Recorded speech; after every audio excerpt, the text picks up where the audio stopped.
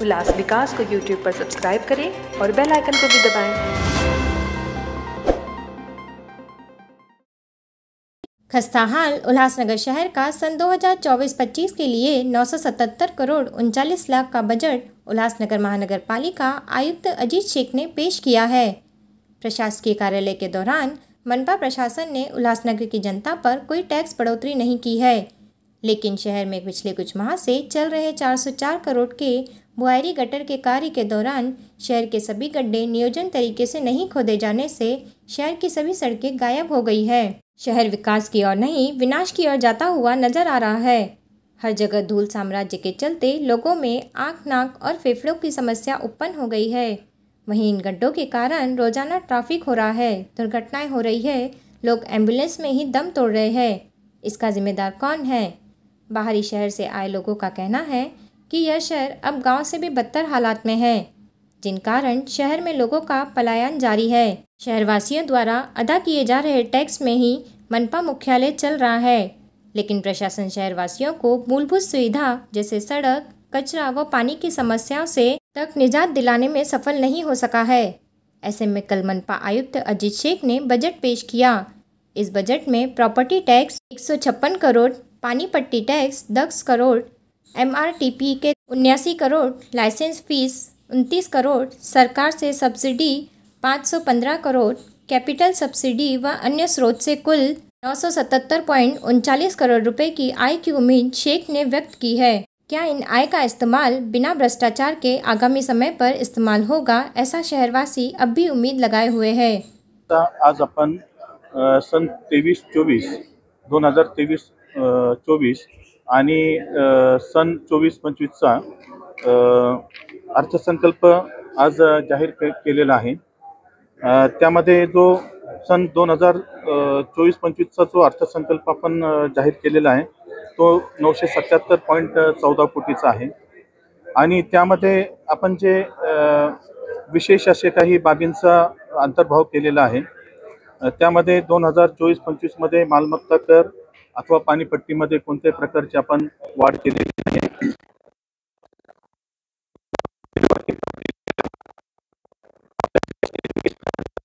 शाळा आहे म्हणजे स्मार्ट शाळा, स्मार्ट आरोग्य केंद्र आणि स्मार्ट टॉयलेट यावरती आपण भर दिलेला आहे।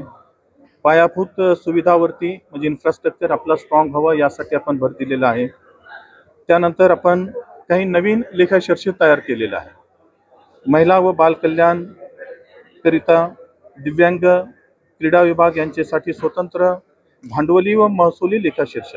पूर्वी असं व्हायचं की एकच लेखाशीर्ष असायचा आणि त्यामधून भांडवली स्वरूपाची कामं कोणते घ्यायचे आणि रेव्हेन्यू सोर्सेसचे कोणते घ्यायचे याबाबत मतभिन्नता असायची किंवा त्याबाबत कोणतेही धोरण नसायचं। त्यासाठी आपण आपला इन्फ्रास्ट्रक्चर डेव्हलप व्हावा यासाठी आपण याचे स्वतंत्र लेखाशीर्ष तयार केलेले आहेत। नंतर काही स्वतंत्र विभाग निर्माण केलेले आहे। उद्यान विभाग आपल्याकडे नव्हता आणि त्यामुळे त्या उद्यानांची व्यवस्थित अशी विकास केला जात नव्हता। या अंतर्गत आपल्याला स्वतंत्र महिला उद्यान सुद्धा घ्यायचे आहे। प्रत्येक प्रभागामध्ये मियावाकी गार्डन सुद्धा काही राबवायचे आहेत। परवाना विभाग आपण नवीन निर्माण केलेला आहे।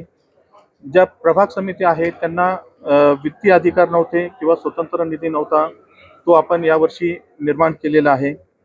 परिवहन विभाग आपण नवीन निर्माण केलेला आहे कारण परिवहन सेवा आपली आता लवकरच सुरू होत आहे आणि त्यासाठी आपण महिला व दिव्यांगांना बस प्रवासात सवलत जाहीर केलेली आहे। 3 ठिकाणी बस आगार विकसित केले जाणार आहेत। त्यानंतर मनपा निधीमध्ये प्रदूषण नियंत्रणाचा स्वतंत्र असा हेड नव्हता किंवा शीर्ष नव्हतं, तो आपण लेखाशीर्ष तयार केलेला आहे। त्यामध्ये आपण 1 कोटीची तरतूद केलेली आहे। ज्या महत्त्वाचे काही प्रकल्प आहे त्यामध्ये भुयारी गटर योजना पूर्ण करणे, वाढीव पाणी पुरवठा योजना जी आहे ती पूर्ण करणे, त्यानंतर आपला पाण्याचा स्वतःचा सोर्स असणं गरजेचं आहे। त्यासाठी आपण DPR तयार केलेला आहे, तो सुद्धा आपला अंतिम टप्प्यावरती आहे मंजुरीच्या। टर्शरी ट्रीटमेंट प्लांट म्हणजे आपण जे आता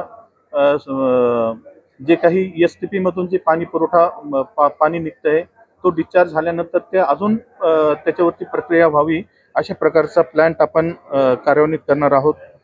परिवहन सेवेमध्ये आपल्याला 20 गाड्या ज्या आहेत आता काही दिवसामध्येच त्या येणार आहेत आणि त्या व्यतिरिक्त केंद्र शासनाकडून 100 बसेस सुद्धा आपल्याला मंजूर झालेल्या आहेत, त्या सुद्धा आपल्याला यावर्षी भेटणार आहेत.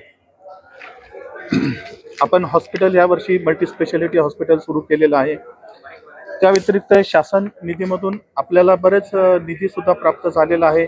मूलभूत सेवा योजनेअंतर्गत आहे, दलित वस्ती योजना अंतर्गत आहे, डॉक्टर बाबासाहेब आंबेडकर योजना अंतर्गत आहे, भाजी मार्केटसाठी 5 कोटीचा निधी मंजूर झालेला आहे, त्याची निविदा प्रक्रिया झालेली आहे.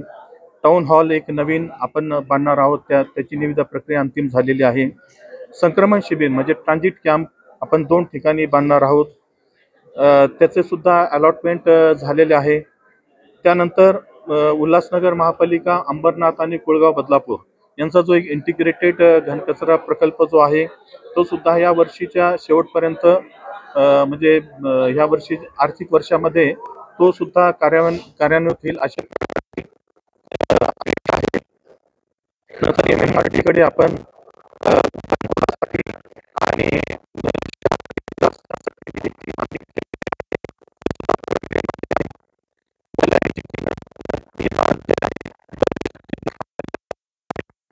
त्यासाठी आपण नवीन इमारत बांधणं गरजेचं आहे. त्यासाठीची आपण तरतूद त्यामध्ये केलेली आहे. त्याचं DPR सुद्धा आम्ही तयार केलेलं आहे.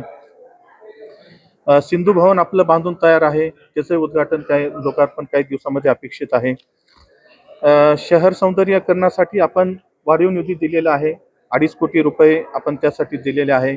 यासाठी माननीय खासदार महोदयाने सुद्धा सूचना केलेली होती की शहर सौंदर्यीकरण, स्मार्ट एज्युकेशन, नंतर स्मार्ट हेल्थ सिस्टम यासाठी तरतूद ठेवणं गरजेचे आहे. त्या प्रकारची तरतूद आपण यामध्ये ठेवलेली आहे. डॉक्टर बाबासाहेब आंबेडकर व छत्रपती शिवाजी महाराज पुतळा उभारणे यासाठी 1 कोटी 20 लाखाची तरतूद आहे.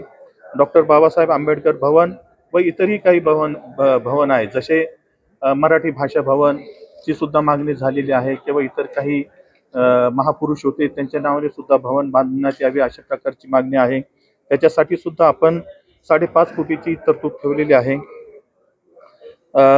रस्ते दुरुस्तीसाठी सुद्धा तरतूद आहे. शौचालय दुरुस्तीसाठी तरतूद वाढवण्यात आलेली आहे. 4 कोटी तरतूद यावर्षी करण्यात आलेली आहे. रात्र निवारा केंद्रासाठी सुद्धा तरतूद करण्यात आलेली आहे 50 लाखाची. पाणी पुरवठा विभाग, पाणी पुरवठा व भुयारी गटर यासाठी आपण तरतूद केलेली आहे. संगणकीकरण व GPS सर्वे साठी 1 कोटी रुपयाची त्यामध्ये तरतूद करण्यात आलेली आहे. सार्वजनिक आरोग्य विभाग यासाठी 72.37 कोटीची तरतूद करण्यात आलेली आहे. त्यामध्ये घनकचरा यांत्रिकीकरणाचा जो ऑपरेशन अँड मेंटेनन्सचा खर्च असतो त्यासाठी तरतूद आहे. त्या व्यतिरिक्त गेल इंडिया बरोबर म्हणजे gas authority of India limited यासोबत आपण एक प्रकल्प राबवणार आहोत. मला वाटतं तो MMR मध्ये तो बहुतेक पहिला प्रोजेक्ट असायला पाहिजे की ज्यामध्ये जे आपला वेट कचरा असतो त्यामधून त्याच्यावरती प्रक्रिया करून त्यामधून गॅस तयार केला जाणार आहे. अशा प्रकारची एक अद्ययावत यंत्रणा आपण महापालिकेचा 1 पैसाही खर्च न करता हे प्रकल्प राबवणार आहोत. वैद्यकीय आरोग्य विभागासाठी आपण वाढीव तरतूद केलेली आहे. आता मी जसं आपल्याला सांगितलं मान्य खासदार महोदयांनी, आमदार महोदयांनी सुद्धा सूचना केलेली होती की हेल्थ सिस्टमवरती जास्त तरतूद असणं गरजेचं आहे. त्यानुसार आपण 24 कोटी 10 लाखाची तरतूद केलेली आहे. एक जसं नवीन आता आपण एक रुग्णालय बांधलेलं आहे तशा स्वरूपाचा अजून रुग्णालयासाठी एक आपली जागा आहे, त्या ठिकाणी सुद्धा आम्ही प्रस्तावित केलेलं आहे आणि त्यासाठी आम्ही टोकन तरतूद ठेवलेले आहे. भटक्या कुत्र्यांचे निर्बीजीकरण आहे. आपला दवाखाना आणि हेल्थ वेलफेअर सेंटर असे 15 ठिकाणी कार्यान्वित करण्याचं यावर्षीचं नियोजन आहे. पर्यावरण विभागासाठी आपण वाढीव तरतूद दिलेली आहे.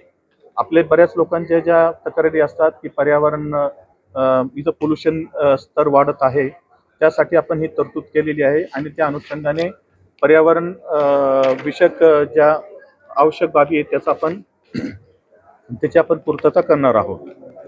अग्निशमन विभागासाठी आपण वाढीव तरतूद केलेली आहे. त्यामध्ये 20 कोटी तरतूद केलेली आहे. आपल्या